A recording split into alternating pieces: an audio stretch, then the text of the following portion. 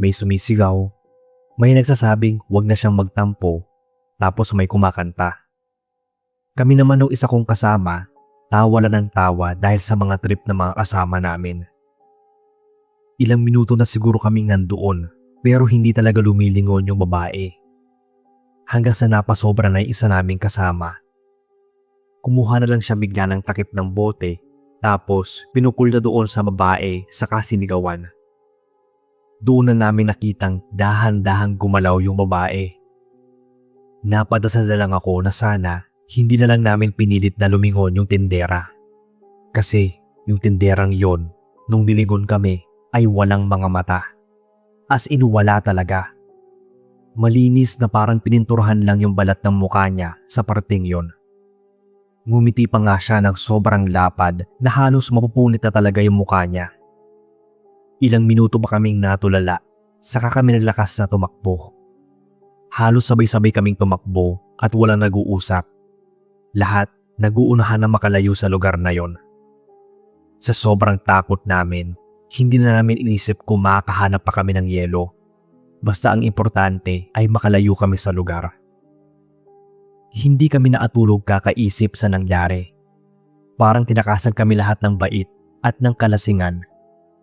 Naisip nga namin na baka epekto lang yon ng alak. Pero bakit lahat kami pare-parehong nakita yon? Sinubukan pa naming isipin na baka naman bulag lang si ate sa kabingi kaya lumingon lang nung pinukol. Pero alam namin na may pakiramdam talagang kakaiba yung tindera. Nagsisihan pa kami kung sino yung may kasalanan. Muntik pa nga kami magsuntukan. Hanggang sa inabot na kami ng umaga. At para mawala na sa isipan namin yon, napagdesisyonan namin na balikan na lang yung tindahan para makumpirma kung bulag lang ba yung babae o ano. Pagdating namin doon sa pinakadulong tindahan, nakita naming maraming mga taong nagkaagulo. Nung nakiusyoso kami kung anong meron, ang sabi nila may babae daw na namatay, yung tindera. Nagkatinginan kami ng mga kasama ko. Tapos biglang nagsabi yung isang andoon na mukhang gabi pa lang daw binawian na ng buhay. Wala lang nakapansin kasi naatalikol ito sa upuan. Nung tinanong namin kung bulag ba yung tindera, tinawanan lang kami. Kasi paano raw magbabantay ng tindahan kung bulag ito? Sa sobrang takot namin lahat, dumiretso kami ng simbahan para magdasal at magkumpisal.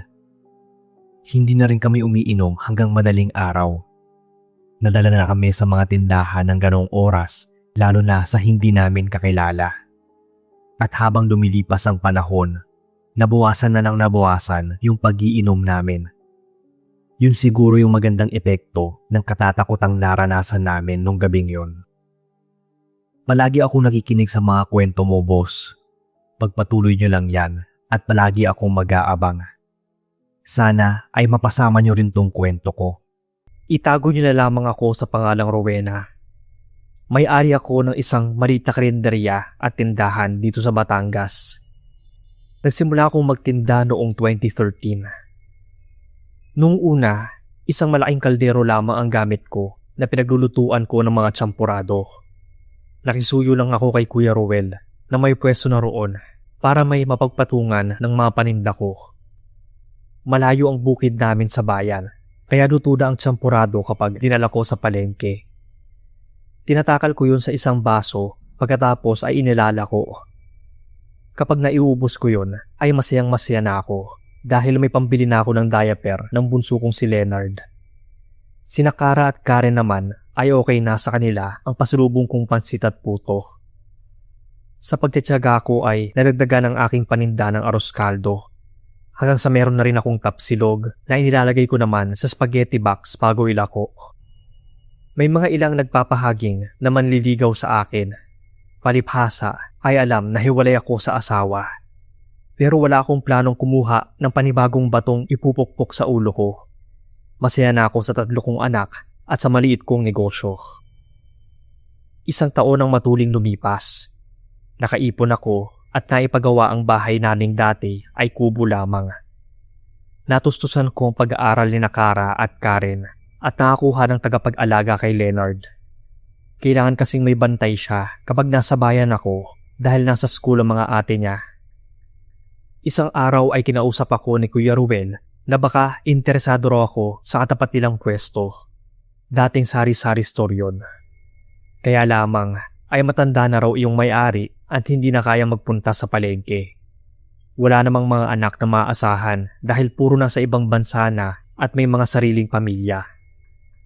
Gusto ko sanang kunin iyon. Kaya lamang kulang pa yung ipon ko para sa pwesto. Mas kailangan ko ring unahin ang pangangailangan ng 3 kong anak. Dahil maganda ang kinatatayuan ay may bumili agad sa pwestong iyon. Pero nagulat kami ni na Kuya Ruel nang wala pang 1 buwan ay nagsarado na agad iyon at naghanap ng panibagong buyer ang nakabili. Nasa 5 tao rin ang sumubok na magtinda ng kung ano-ano sa pwestong iyon. Pero lahat ay nalugi at sumuko sa huli. Naisip kong sumubok din kaya kinausap ko ulit si Kuya Ruel at humiram ng pandagdag sa ipon ko. Hindi naman nagdalawang isip ang kapatid ko at tinulungan ako. Noong una ay kabado ako dahil baka magaya lang din ako doon sa 5 nauna sa akin. Pero pati ang dating may-ari ay tuwang-tuwa sa akin dahil malakas sa mga paninda ko sa mga mamimili. Ako raw ang pinagpala sa lahat, sabi pa ng matanda, na napakasipag ko raw at madiskarte. Ang naisip ko naman ay baka dahil tamad at malupit sa tauhan yung mga naunang sumubok sa pwestong iyon kaya sila nalugi. Hindi nagtagal, nagkaroon na rin ako ng sariling tauhan, 1 dishwasher at 1 tagalako. Dinagdagan ko kasi ang mga paninda ko kaya dapat ay nakastay lang ako sa tindahan, lalo at ako rin ang nagluluto ng mga paninda kong pagkain. Nagkaroon ako ng loyal customers sa isdaan, manukan, babuyan, gulayan at pati na rin sa mga bigla na lang napapadaan kapag namamalengke. Paborito talaga nila ang champurado ko, tapsilog at pansit palabok. At syempre, marami-rami rin ang bumibili ng iba kong mga paninda na mga chichirya, soft drinks, itlog at iba pa. Nabalitaan yata ng magaling kong asawa na asensado na ako kaya biglang umuwi sa bahay. Kahit ayoko na sanang maisama pa sa kanya, ay mas pinili ko ang buong pamilya para sa aming mga anak. Tinulungan niya ako sa aming tindahan. Siya rin ang nagluluto ng champurado at arroz caldo. Mas masarap ang timpla niya dahil siya naman talaga ang nagturo sa akin kung paano lutuin ang mga iyon. Isang beses ay may kumain sa karinderya/tindahan na isang tindera ng isda. Isa sa mga maarte kong suki pero maayos naman magbayad. Sadyang maselan lang ang kanyang panlasa. Nagulat ako nang pagkatapos kumain ay seryoso niya akong tiningnan. Siyempre tinanong ko siya kung bakit at kinilabutan ako sa sinabi niya. Alam naman ng lahat na dating sari-sari store ang pwestong nabili ko. Sabi ng suki na sa palengke na halos nakatira kasama ang asawa niyang mas bata ng 10 taon sa kanya, gabi-gabi raw siyang hindi makatulog. Palagi kasi siyang binubulabog ng ingay na nagmumula raw sa aking tindahan. Mga boses daw na nagiiyakan at parang sinusunog at nasasaktan. Nang tingnan niya nga raw yung pwesto ko, ay may nakita siyang iba't ibang mga multo na tumataghoy ng malakas. Nakatingin din sa kanya na para bang humihingi ng tulong. Ang sabi ng asawa ko ay wag ko na lamang daw pansinin at baka nasisiraan lang ng bait yung suki namin. Pero sinigawan ko siya. Bigla naman siyang tumahimik at pumasok sa kwarto ni Kara at Karen. Mula nang sabihin sa akin yun ng suki namin ay hindi na ako mapakalik. Minsan ay nagkakamali na ako sa ginagawa ko sa aming kainan at tindahan, pati na sa mga niluluto ko. To the rescue naman ang asawa ko. Sa totoo lang, wala naman nagpaparamdam sa akin sa tindahan. Pero ewan ko ba kung bakit naniniwala ako sa suki namin. Ilang beses pa niya akong pinagbilinan na iwan ko na yung pwestong iyon dahil may sa demonyo raw ang kinatatayuan ng lupa. Hindi naman ako kaagad makapagpasya sa kabila ng takot na nararamdaman. Malaki na rin ang sakripisyo at paghihirap ko, mapalugo lang ang negosyo na yon. Para sa akin ay lucky charm ko ang pwestong iyon kung saan natupad ang pangarap kong magkaroon ng sariling akin. Hindi kagaya noon na naikisuyo lamang ako kay Kuya Ruel na may kainan din. Ilang taon na rin ang lumipas. Bagamat may mga kamalasang dumating sa buhay namin ng pamilya ko, ay hindi ko pa rin binibitawan iyong pwesto na siyang bumuhay sa amin at tumulong sa akin para mapagtapos ng pag-aaral ang mga anak ko. Siguro nga ay may sa demonyo ang lugar at may mga pagkakataon na nakakaramdam ako ng kilabot at may naririnig na iyakan kapag nandun ako sa pwesto. Pero binabaliwala ko na lang. Nagdadasal ako. At hindi naman siguro magagalit ang mga naninirahan doong multo kung hindi naman sila nagagambala. As long as safe kaming pamilya, ay magpapatuloy ang negosyo ko dito. Madalas din ba ang ilan sa inyong pagbantayin ng tindahan ng mga lola o nanay nyo? Ako kasi, oo. Ako po pala si Anton, taga Cavite.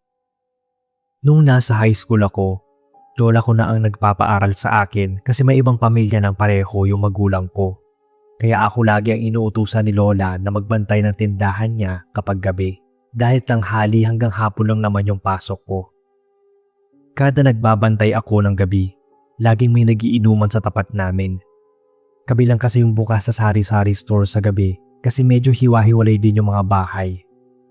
Madalas, hanggang alas 12 ako nagbabantay o alauna. Hindi naman ganun kagulo yung mga nagiinuman sa tapat at saka mababait sila kaya ayos lang sa akin pati sa lola ko. May isang gabi na hindi ako nagsabi sa lola ko na maaga ako magsasara.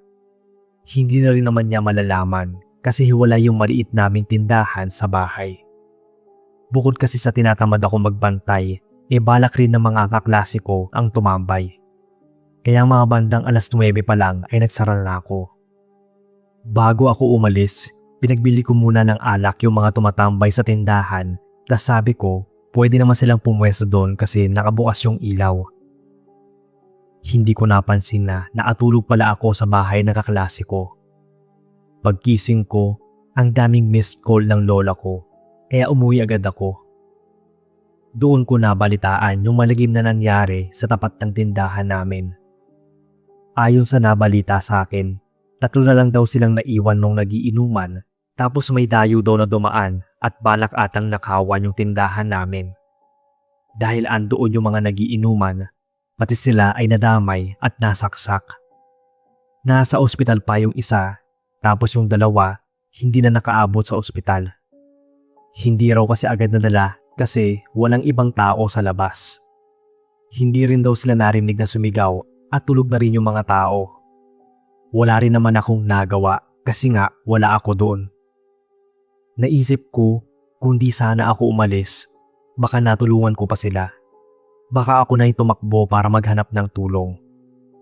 May kaunting nanakaw sa tindahan, pero panatag naman yung lola ko na ligtas ako. Ako lang yung hindi, kasi pakiramdam ko, kasalanan ko na hindi sila nakaligtas. Simula noon, parang may nagbago sa pakiramdam ko. Ilang araw ang lumipas, pero parang may mga nararamdaman ako sa tindahan. Minsan, kahit mag-isa lang ako sa loob, parang may nadidinig akong boses. Yung tipong may nagkukwentuhan, halos bulong lang. Pero kapag sisilip ako sa labas, wala namang ibang tao. Meron pa yung parang mga nagtatawanan na dinadala lang ng hangin yung boses. Kinikilabutan na ako noon kasi nga naalala ko yung mga tumatambay. Pero wala naman akong magawa kasi ako pa rin yung tagabantay ng tindahan namin. May mga pagkakataon din na nagliligpit ako ng mga bote ng alak sa upuan sa tapat. Pero kinabukasan, parang bumabalik yung mga bote kahit nalinis ko naman na. Kaya tuwing nagbabantay ako sa gabi, kinikilabutan talaga ako. Kapag may biglang bumibili, halos atakihin ako sa puso. Dumalaw pa ako sa last night ng mga nasawi. Kinausap ko pa sila sa kabaong at humingi ng tawad. Hindi ko nga alam kung talaga bang nagpaparamdam sila o pinaglalaroan lang ako ng isipan ko. Akala ko, mga simpleng ganun lang yung mararamdaman ko. Pero makalipas ang 1 linggo, nakaramdam ako ng malala. Nakatulog ako habang nagbabantay nun. Tapos hindi ko na malayang mag-aalas 3 na pala ng madaling araw. Naalimpungatan na lang ako bigla kasi parang may narinig akong mahinang umiiyak. Malabo yung tunog pero nagising ako. Hindi pa ako nakatayo agad sa upuan kasi nagkukuskus pa ako ng mga mata. Yung tunog unti-unting lumalakas. Hindi lang isa yung boses na narinig ko kasi 3 iba't ibang lalaki yung humihingi ng tulong. Saka ako nahimasmasan at tumayo agad para sumilit sa tindahan. Nang wala akong makita sa tapat, lumabas agad ako kasi baka nasa kalsada banda o malapit sa amin. Pero wala talaga akong nakita. Malamig na hangin lang yung humambas sa akin, saka yung unti-unting takot na gumagapang sa katawan ko. Hindi pa ako maagalaw agad o makalingon para bumalik sa tindahan kasi pairamdam ko may presensya sa likod ko. Halos maiyak na ako sa takot kaya pikit mata na lang akong tumakbo papunta sa bahay. Matapos yun, ginising ko si Lola. Umiyak ako ng umiyak sa kanya. Saka ako nagsabing ilang beses na rin akong nakakaramdam sa tindahan at pairamdam ko minumulto ako ng 2 hindi nakaligtas. Kasi nga, hindi ako nagbabantay no sa tindahan. Nanginig talaga ako sa takot at parang batang sumiksik sa lola ko.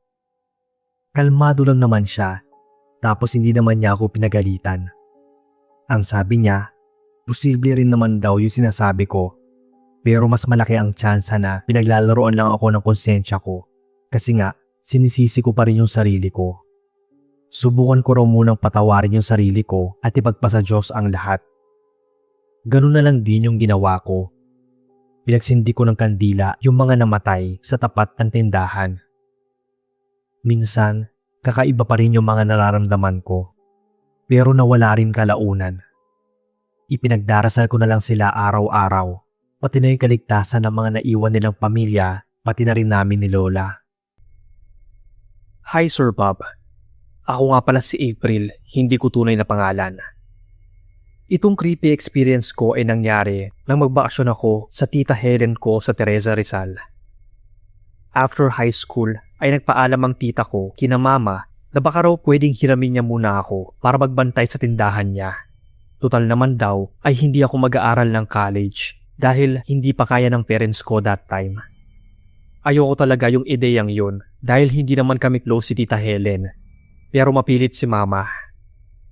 17 years old ako that time at NBSP. Never thought na doon ko pala makikilala ang aking magiging first boyfriend. Katulad ko ay nagbabakasyon din siya sa Teresa. Umayag din si tita na mag-enroll ako sa TESDA. Dressmaking lang iyong available course para sa babae at dahil medyo hobby ko rin ang magtahi na ayaw ko mang tanggapin ay nama ako kay tita Helen. Hate ko siya ng very light lang. Pero humahanga naman ako sa mga gawa niyang cross-stitch. Ang gaganda as in. Dahil asot pusa kami ever since si Tita Helen, mas maraming time na magkagalit kami kaysa magkasundo. Naiilang din ako sa asawa niyang pulis na kung hindi ko kakausapin ay hindi rin magsasalita. So ito na nga, papunta na tayo sa creepy part. Tuwing gabi ay late na ako matulog. Kasi may mga homework din pala doon sa TESDA. Tapos, kapuyatan ko pa sa text ang aking jowa. May isa pang kwarto sa second floor ng bahay ni na tita, pero mas bet kong matulog sa baba. Mas komportable akong mahiga sa sofa at kailangan ko rin kasing gumising ng maaga para maghanda sa pagpasok. Isang beses, mga 11:00 na yun ng gabi at kapapatay ko lang ng ilaw. Siguro wala pang mga 5 minutes yun nung nakapikit na ako. Nang may biglang sumitsit. Hindi ako agad nagmulat ng mga bata kasi baka guni-guni ko lang yun. Pero naulit yung pagsitsit ng mga 4 na beses. Ang lakas ng kabog ng dibdib ko that time. Parang ang galing sa may sofa yung sumisitsit. Sa banig muna ako natulog noon dahil sumasakit ang likod ko sa sofa. Tulog na sina tita sa taas at ako lamang mag-isa sa baba kaya sino naman ang sisitsit sa akin lalo sa ganoong oras. Kahit para na akong aatakihin sa puso dahil sa sobrang takot ay pinilit ko na lang na makatulog. Sasabihin ko sana kay tita ang tungkol doon kaya lang ay naisip kong baka pagalitan niya lang ako. Sasabihin nun na panigurado napapraning lang ako at nasusobrahan sa kapapanood ng horror movies. Ang sumunod na experience ko ay madaling araw naman nangyari. Nagising ako ng mga bandang 4 a.m. at umihi. Narinig kong tumunog yung kadena sa pinto na papunta sa sari-sari store ni tita. Pagkatapos ay may narinig akong mga yabag ng sapatos na panlalaki, kaya alam kong may lalabas. Naisip kong baka si tito yon o di kaya ay ang kapatid niyang binata na pumapasyal kina tita kapag weekends. Baka magja-jogging. Pero nagtaka ako dahil walang nagbukas ng gate. Saan nagpunta yung lumabas patindahan? Medyo kinabahan na ako that time kasi parang may mali. Gising ako hanggang 5 a.m. Hinintay kong bumalik sa loob ang kung sino man iyong narinig kong naglakad na nakasapatos. Nagtaka rin nga ako kasi hindi naman nagbukas ang ilaw sa tindahan. Pero inantok na ako sa paghihintay ay wala pa rin pumasok galing sa tindahan. Itinulog ko na lang muna kaysa maloko sa kakaisip. Bandang 6:00 ay nagising na ulit ako. Tiningnan ko agad kung nasa ibaba ng hagdan ang tsinelas si tito. Iyon kasi ang palatandaan ko para malaman kung nasa taas siya o wala. Nagulat ako dahil andoon ang tsinelas niya. Ibig sabihin, hindi siya umalis at hindi rin bumaba. Hindi kanya yung mga yabag na narinig ko.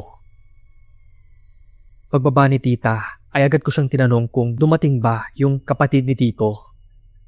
Minsan kasi, tulog na ako kapag dumarating iyon, kaya baka hindi ko lang namalayan na umuwi pala. Pero ang sabi ni tita, hindi naman daw umuwi si Tito Jerry. Di na ako nakatiis at ikinuwento ko talaga sa kanya ang mga strange experiences ko sa bahay nila. Kinikilabutan ako habang nagkukwento, lalo na nang sabihin ni tita na dati raw ay may mga namatay na sundalong Hapon sa lugar na iyon kung saan nila nabili ang bahay at lupa. Ikinuwento naman daw ni tita sa akin na may mga time raw na nagising na lang siyang bahana sa baba noong wala pa ako. Pero sigurado daw siyang patay ang gripo bago siya umalis ng kusina. May nagmumulto nga sa bahay at baka iyon narinig kong mga yabag ay sumulto ng isa sa mga sundalong Hapon na namatay noon sa lugar nila.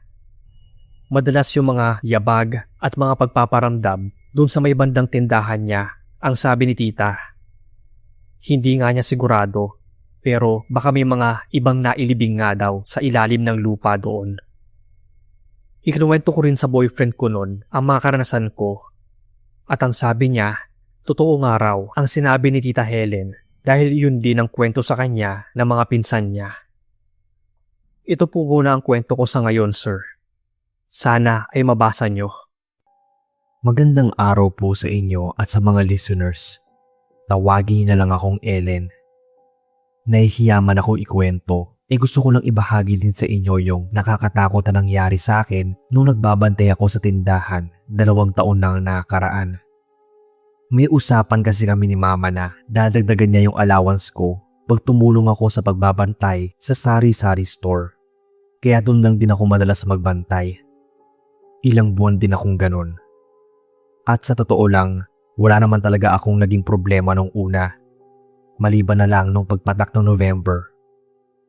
Pagdating ng undas o kahit ilang araw bago pa yon, dagsa talaga ang bumibili ng kandila at kung ano pang pagkain at inumin sa tindahan namin. Kaya marami din kaming tinda nun. Kadalasan, tahimik lang ako nagbabantay, nag-aabot ng sukli. Pero noong araw na yon, may napansin talaga akong kakaiba. Habang abala ako sa mga customers, may narinig akong tumatawag. Bibili raw ng kandila. Lumingon naman agad ako para tingnan kung sino yung nagsasalita. Pero kada lingon ko, wala talaga akong nakikita. Nung una, inisip ko na baka nalagpasan ko lang. Pero nang paulit-ulit ang nangyayari, nagsimula na akong kabahan. Ilang beses ko na kasi nadidinig yung parehong boses na medyo garalgal. At ayun nga, halatang matanda yung nagsasalita. Minsan, humahalo yung boses niya kapag may ibang bumibili. Pero alam ko na hindi siya yon kasi puro mga bata yung bumibili sa akin. Mas natatakot ako kapag magagabi na. Walang customers, tapos maririnig ko yung boses niya. Hindi ko pa alam noon na minumulto na ako. Iniisip ko na lang kung may natitrip ba o ano. Dahil sa busy lang din talaga yung tindahan, kaya nakalimutan ko na rin. Bukod sa matandang babaeng bumibili ng kandila, may isa pang sumulpot na boses naman na matandang lalaki. Tapos Yossi naman yung binibili niya. Madalas na sa gabi ko nadidinig yung boses ng matandang lalaki. Tapos kakalansing yung barya na parang nilalaro niya sa palad. Katulad nung sa matandang babae, wala rin ako nakikitang customer kapag sinisilip ko na sa labas. Dahil sa iniisip ko nga na may natitrip lang sa akin, madalas noon ay hindi ko na pinapansin.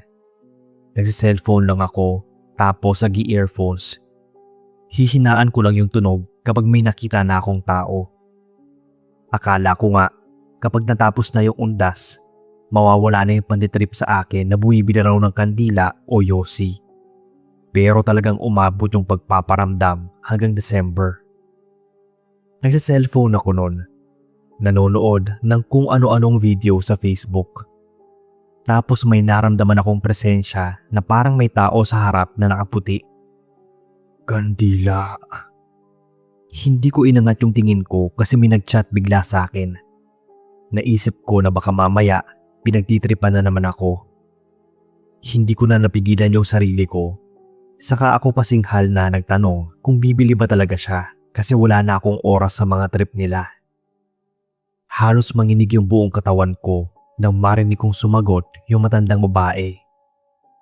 Hindi na kasi ako binibilhan ng pamilya ko. Kinalimutan na nila ako. Mabagal niyang sagot. Nanlamig ako noon. Kinilabutan ako nang marinig siya. Hindi ako maagalaw at sobrang lakas ng kabog ng dibdib ko. Hindi ko alam kung lilingunin ko ba siya.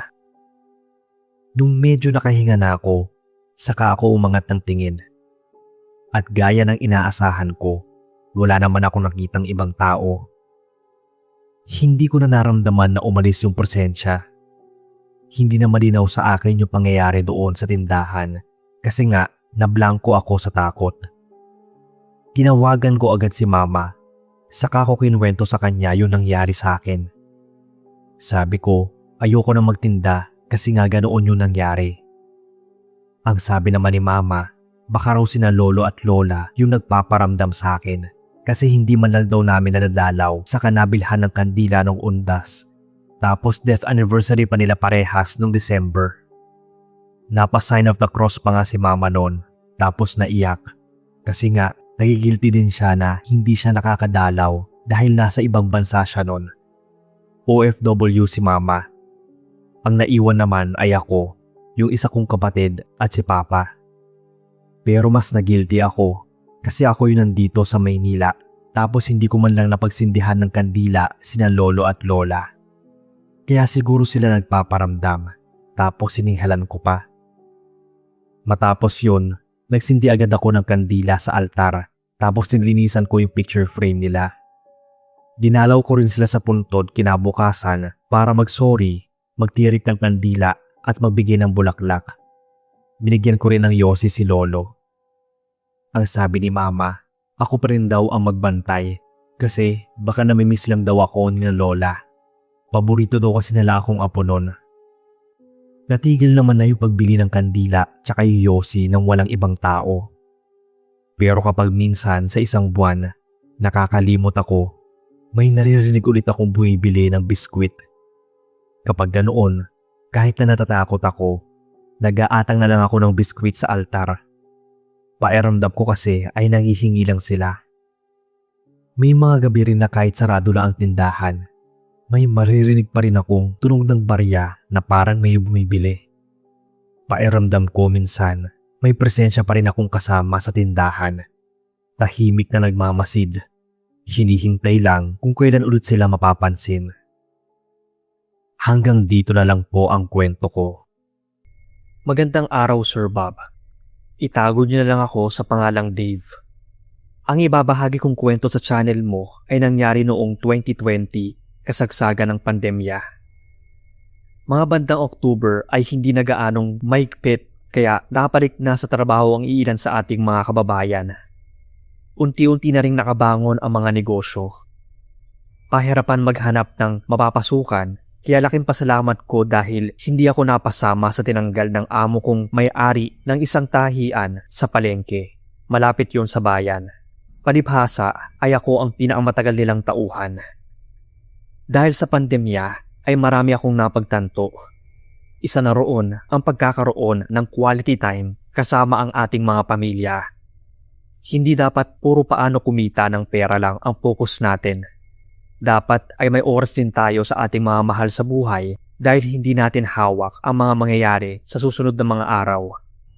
Nagbalik loob din ako sa Panginoon, kaya naman pagkatapos kong makausap ang mga amo ko ay dumaan ako sa simbahan para magpasalamat. Tuwang-tuwa rin ang asawa ko at mga anak nang sabihin ko sa kanila ang good news. Kahit kasi hindi face-to-face o online classes ang mga bata, kailangan ay may budget pa rin, lalo na sa pagkain at load, lalo sa internet. Nang magbukas kami ulit ng pwesto ay matumal noong una. Bihira pa kasi ang lumalabas ng bahay dahil takot sa virus.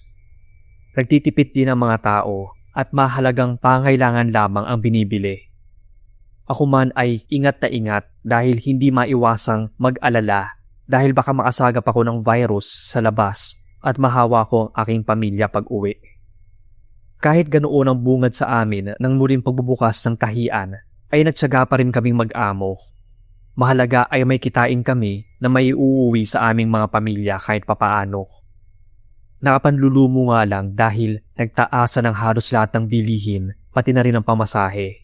Kaya minsan ay nilalakad ko na lang papunta sa palengke at pauwi sa bahay namin para walang bawas sa sahod ko. Mabuti na lang talaga at maunawain ang asawa kong si Lorena. Kahit hirap na, ay hindi ko man lang siya narinig na magreklamo. Hindi tulad ng mga nager na kapitbahay at asawa ng mga pinsan kong halos araw-araw ay nagiligalig lalo na kapag walang ayuda galing sa gobyerno. Pagsapit ng November, ay medyo lumalakas na ulit ang tahian ni Ate Chayong. Mas malakas nga lang sana kung face-to-face na ang mga estudyante kasi sila ang karamihan na suki namin sa tahian. Isang tanghali. Kakatapos lang namin kumain ni Ate Chayong ay may napansin akong lalaking pumasok sa barbershop na katapat ng pwesto namin. Sa tingin pa lang ay may kaya na ang taong iyon. Mukhang matagal na rin kakilala ng may-ari ng pagupitan dahil malakas silang magtawanan. Maya-maya ay lumabas ang lalaki at pumunta naman sa isang tindahan o sari-sari store na katabi lang ng barbershop. Habang inaayos ko ang mga tahiing magulong na asalansan sa tabi ng sewing machine, ay may dumaan namang lalaking nakasuot ng itim na jacket. May suot din itong sombrero at mask. Akala ko ay magpapagupit din. Pero nagulat na lang ako nang biglang may kinuha sa bulsa ng suot na jacket ang taong iyon. Walang ano-ano ay binaril niya ang lalaking kalalabas lang ng barbershop at nasa tindahan. 3 sunod-sunod na putok ang pinakawalan niya bago umalis sa parabang walang nangyari. Walang nakakakilala sa lalaki dahil nga nakasuot ng mask. Nagkagulo ang mga tao at may iba pa nga na hindi mapigilang maiyak. Nang maabawi ako sa pagkagulat ay patakbo akong lumabas at naabutan kong nakahandusay na sa sahig sa labas ng tindahan ang biktima. Kitang-kita mo rin ang dugo na tumalsik sa tindahan. Umaagos pa ang dugo nito mula sa ulo at halos pumasok na sa loob ng sari-sari store ang likido. Kita kong hindi maagalaw at gulat na gulat talaga ang tindera na tumawag din ng saklolo kinalaunan. Tinarget ito ng isang anonymous killer. Ang may-ari naman ng shop na si Kuya Arnold ay halos matulala dahil sa nangyari sa kaibigan. Nagpasya si Ate Chayong na magsara kami ng maaga dahil inatake ng nerbiyos. Habang naglalakad pa uwi ay iniisip ko pa rin ang nangyaring krimen. Siguro ay malaki ang atraso ng biktima kaya ito ipinaligpit sa isang hired killer. Nang ikwento ko ang nangyari kay Lorena ay takot na takot ang aking asawa. Muntik na akong hindi papasukin sa trabaho kinabukasan. Mabuti na nga lang at nasuyo ko siya. Wala naman akong kaaway kaya hindi naman siguro ako matutulad sa lalaking nabaril. Pero mula noon ay palagi ko nang napapanaginipan ang nangyari. Hindi ko alam kung humihingi ba ng tulong sa akin yung biktima dahil isa ako sa mga nakasaksi kung paano siya pinatay. Pero paano ko naman siya matutulungan kung hindi ko naman nakita ang mukha ng killer niya? Lahat kasi ay nakasuot ng face mask, kaya mahirap din makilala. Ilang buwan matapos yung pangyayaring iyon, nag-decide akong mag-quit sa trabaho doon at magtayo na lang ng isang maliit na tindahan sa may samin. Sa ngayon ay lumalago ang aming maliit na sari-sari store. Iyon lamang po, sir. At maraming salamat sa pagbibigay ng pagkakataong maibahagi ang hindi ko makakalimutang karanasan sa panahon ng pandemya. Mag-iingat po ang lahat. Hello po sa lahat. Ako si Gabi. Hindi ko alam kung kapani-paniwala ba itong ikukwento ko tungkol sa misteryosong tindahan sa Guimaras. Pero ikukwento ko na lang din. Summer noon nang magbakasyon yung pamilya namin ng isang linggo sa lolo ko. Yung bahay niya ay nag-iisa lang sa gitna ng palayan. Andoon nakatirik yung bahay niya para malapit sa sinasaka. May isang beses na ginabi kami sa ibang kamag-anak sa ibang baryo. Nakakatakot na nga maglakad noon kasi malayo pa tapos gabi na. Pero maliwanag naman yung buwan, saka may mga headlights naman kami. Tahimik lang ako noon, nakikinig sa mga kwento ni lolo habang naglalakad. Pero nung pagbaba namin sa isang burol, nagulat ako kasi may nag-iisang bahay doon. Kung titingnan, hindi mo iisipin na tindahan pala. Para kasing kubo lang siya. Bago pa kami makalapit, sinabi lang agad ni lolo na tindahan daw yon ng karne. Huwag na raw ako lumingon o tumingin, basta diretso lang yung lakad. Nagtaka at napakunot noo ako nun, pero talagang kinabahan ako sa sinabi ng lolo ko. Noong dumaan kami, andoon lang yung lalaking matanda sa labas. May hawak na malaking itak at nagtataga. Tinanguan at binati lang siya ni lolo, saka mabilis na naglakad palayo. Kahit na sinabihan ako ng lolo na huwag lumingon o tumingin, lumingon pa rin talaga ako. Hindi ko kasi maiwasang mahiwagaan. Kakaiba naman kasi yung ganong tindahan, lalo at walang kalapit na bahay. Hindi ko alam kung normal lang ba yon sa mga liblib na baryo, pero ramdam kong may kakaiba. Nung lumingon ako, saka ko lang nakita yung tinataga niya kahit na medyo may kadiliman. Mas lalo lang ako naguluhan kasi parang hindi pangkaraniwa yung itsura ng laman na tinataga niya. Para akong kinilabutan na di ko maintindihan. Tapos nahimasmasan lang ako nang hilain ako ni lolo para bumilis yung paglalakad. Habang naglalakad, di pa rin talaga mawala sa isip ko yung misteryosong tindahan daw ng karne. Pagdating namin sa kubo, tahimik lang si lolo. Hindi ko pa rin napigilan. Tinanong ko na siya tungkol doon sa tindahan na nadaanan namin. Pero hindi siya sumagot. Iniba niya lang yung usapan, saka daw wag ako makialam sa buhay ng ibang tao. Napagalitan pa nga ako nun. Hindi rin ako agad nakatulog kasi nga iniisip ko yung tindahan kahit nakapikit na ako nun.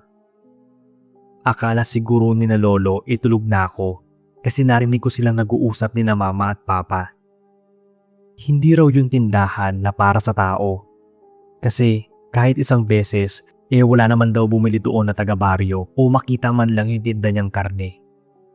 Ayon sa usap-usapan baka raw aswang yon at mga aswang lang din yung bumibili sa kanya. Pero wala namang malinaw na patunay, saka ayaw daw maisawsaw ng lolo. Kailangan daw kasi maisama kahit na hindi mo kabaryo. Mahirap na, baka masari sa gulo at lalo na kung aswang ang kalaban. Mas lalo akong kinilabutan, saka hindi nakatulog dahil sa nalaman. Hanggang ngayon, talagang naaalala ko pa. Napapanaginipan ko pa nga yung lalaki. Yung malaki niyang itak, saka yung karneng hinihiwa niya. Hindi naman ako sigurado kung totoo nga yung mga narinig ko mula kay lolo. Pero kung totoo man yon o hindi, talagang nakakatakot pa rin isipin. Kayo, ano sa palagay niyo yung tindahan ng karne na yon? May tindahan ba kayong lagi pinupuntahan na kung saan Nay o Tay ang tawag nyo sa may-ari? Ako kasi meron. Ako nga pala si Ato, taga Quezon City. May maliit na tindahan sa amin na bukas hanggang madaling araw. Matandang babae yung nagtitinda, tapos sobrang ang bait. Maliit lang yung tindahan niya, tapos mga sandwich, pansit canton, saka kape yung tinda niya. Dahil call center agent ako, para makatipid, doon ako lagi bumibili bago pumasok sa trabaho bago magmadaling araw. Sa ilang buwan na bumibili ako kay Nay, may isang beses talaga na hindi mawala sa memorya ko. Nagbago ako ng sked. 3:00 yung shift ko noon sa trabaho, kaya mga bandang 1:00 dumaan ako kay Nanay para bumili. As usual, hotdog sandwich sa pansit canton yung kinuha ko. Pero napansin ko agad na ang bagal ng kilos ni Nay, yung para ang bigat ng bawat kilos niya. Madalas naman kasi mabilis siyang kumilos. Pero ng gabing yon, ang tagal lang talaga. Habang inaabot niya yung sandwich, hindi ko maiwasang mapansin yung mga kamay niya.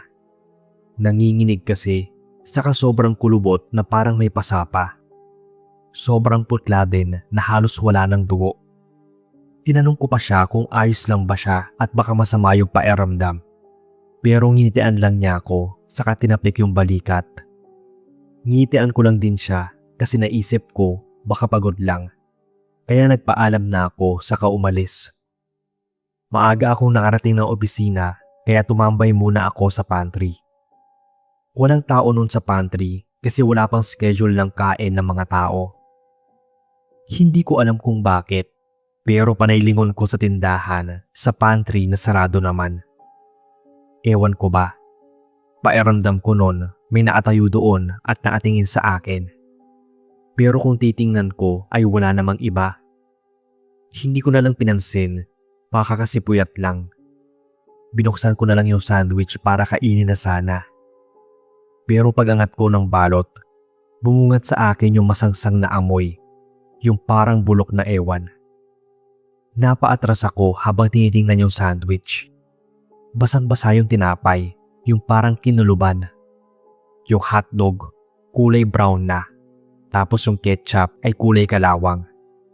Nagdududa na ako nun. Pero dahil hindi pa naman ako nabigo sa lasa ng tinda ni Nay, saka gutom na rin ako, kumagat pa rin ako. Habang nasa loob na bibig ko yung pagkain, pansin ko yung kakaibang lasa. Yung parang may tumatalas na hindi ko maipaliwanag. Parang bakal na malansa. Bigla akong nabilaukan, sabay nag-uubo. Kinabahan na ako, kaya binaba ko nila yung sandwich tapos sinundan ko ng inom ng tubig. Parang andoon pa rin kasi sa lalamunan ko yung lasa. Hindi ako mapakali buong gabi. Ubo ako ng ubo. Parang may buhangin na nakabara sa lalamunan ko. Akala nga ng TL ko ay may sakit ako, pero sabi ko ay ayos lang naman. Ang kaso, lumipas na yung 2 araw ay hindi pa rin ako tinatantanan ng ubo. Hindi na rin ako makakain ng maayos kasi nawalan ako ng gana. Bukod doon, parang naging tuliro na rin ako. Pakiramdam ko may laging naasunod sa akin, laging naatingin at binabantayan ako. Naisipan ko nga sa office na lang matulog kasi iba talaga yung pakiramdam ko kapag naglalakad ako papasok ng trabaho. Pero tuwing nanadaan ako sa tindahan ni Nay, nginikitaan ko pa rin siya kahit hindi ako bumibili kasi nga masama yung pakiramdam ko. Siya naman, gaya ng dati, andoon lang, nakaupo pa rin sa bangko niya, nagbabantay sa munting tindahan niya. Pero bawat ngiti niya, para bang may kung anong kakaiba. Yung dati kasi niyang mainit na ngiti, bigla na lang naging malamig. Tapos yung mata niya, parang wala ng kislap. Medyo nag-alala nga ako sa kanya, pero iniisip ko na baka pagod lang. Hanggang nga sa dumating yung araw na hindi ko inaakala. Gabi nun, wala akong pasok, tapos nautusan ako ni Mama na maghatid ng ulam sa bahay ng kapatid niya.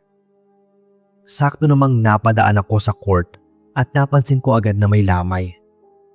Nagulat ako kasi hindi ko in-expect na may patay malapit sa amin. Hindi rin kasi ako lumalabas ng bahay kaya hindi ko alam. Lumapit ako para tumingin kung sino yung namatay. At nung makita ko yung tarpaulin, nanlaki ang mga mata ko. Andoon yung picture niyang naangiti. Yung pangalan, kapanganakan, at yung araw ng kamatayan. Bukod sa nagulat akong pumanaw na pala siya, mas nagulat ako nang makita yung araw kung kailan siya namatay. March 15. 5 araw mula nung huling beses akong bumili kay Nay. Ibig sabihin, nung bumili ako sa kanya, wala na pala siya nun.